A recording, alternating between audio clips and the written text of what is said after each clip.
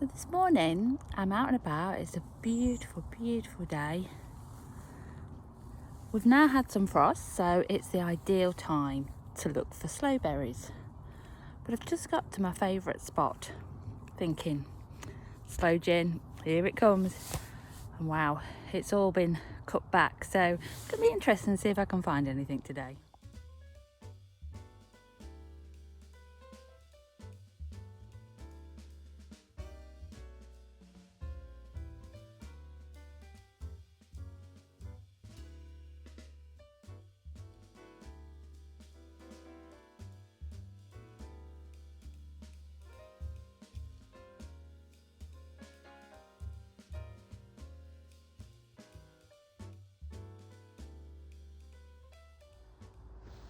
So I'm finding it a little bit sad really, because even up in the high branches there are just no berries.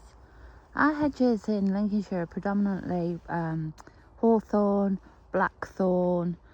We have dog roses mixed in amongst them as well, and especially just this part of this area, that's what we tend to find. And normally these are absolutely full, and there aren't any. And I know the birds won't have stripped them all by now. Normally you would see some up high, so I'm wondering if this is general all over this year.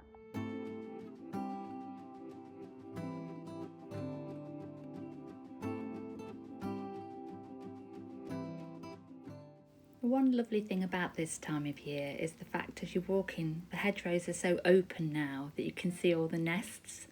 And there was a little robin's nest, and then I found a blackbird's nest.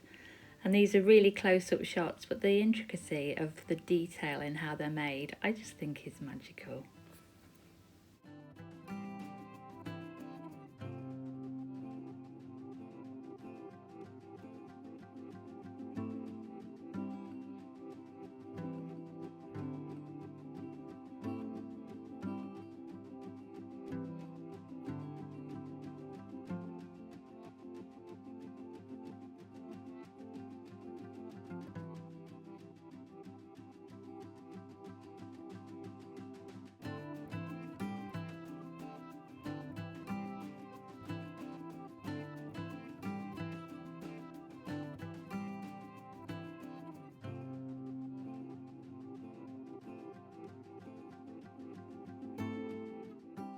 So it's quite hard to see, but that little black dot there in the picture, that was actually a slowberry.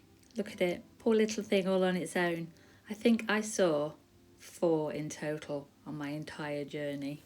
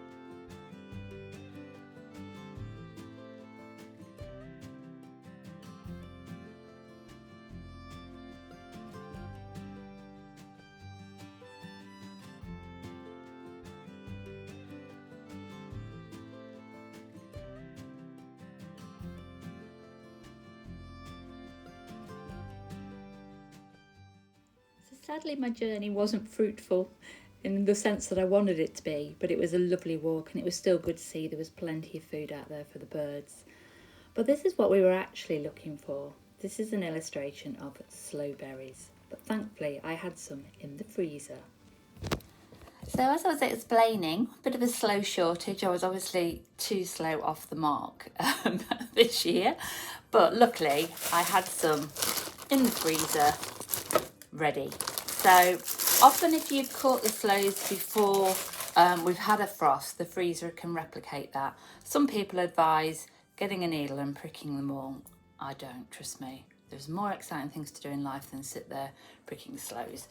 So that's my sloe, which is basically an old-fashioned pound in weight, so sort of 450 grams.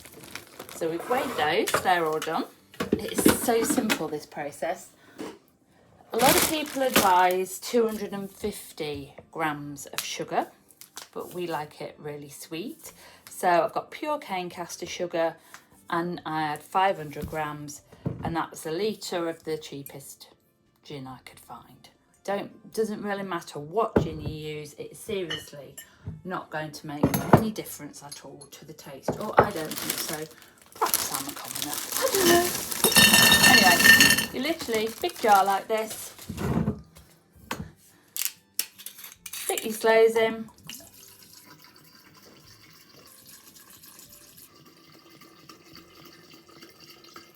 Part of the reason you sugar, obviously that's going to help with the taste, but it also helps to to draw out the sloes, if you like, to get the goodness out of the sloes. So that's the lot of that in there. And I'm going to tip the sugar in. You can use golden castor if you can find it. We just don't seem to have that in the shops near me. But I've used ordinary sugar in past years, and none of that seems to make much difference at all. I love that. So that's how it's going to be. And I'm going to leave that tonight, just as it is. Put the lid on. It's an old sweetie jar. It's great for doing this. And then over the coming weeks, I'm going to give it a stir, and you'll see the colour all start to change. It becomes a lovely sort of deep pinky red colour, ruby red colour. And some people like to leave the sloes in for 3 months. I find if I take them out too soon, I want to drink it. So I leave mine in for 6 months. But the whole intention of doing this is so it's ready for next Christmas to make into gifts. And in true Blue Peter style, here's one we made earlier. And that gorgeous colour is what it's going to look like. So we often save the nicest bottles over the year, pop a bow on it. And that's a homemade present. And I just think in this consumer-ridden world that we live in, something like this is really lovely to give. So though obviously we've got to use we've not made our own gin, Nature's Pantry still delivers. And you can do this if you want to. You could buy shop-bought raspberries, vodka, make raspberry vodka. So any fruit and any spirit with your equal parts of sugar, if you like, will make you a fabulous, lovely liqueur drink. And I think when it gets to January and February and you've got these really dark days, dark nights, cold and wet, nothing better than a tiny little tipple of this in the evening. So I hope you enjoy making it.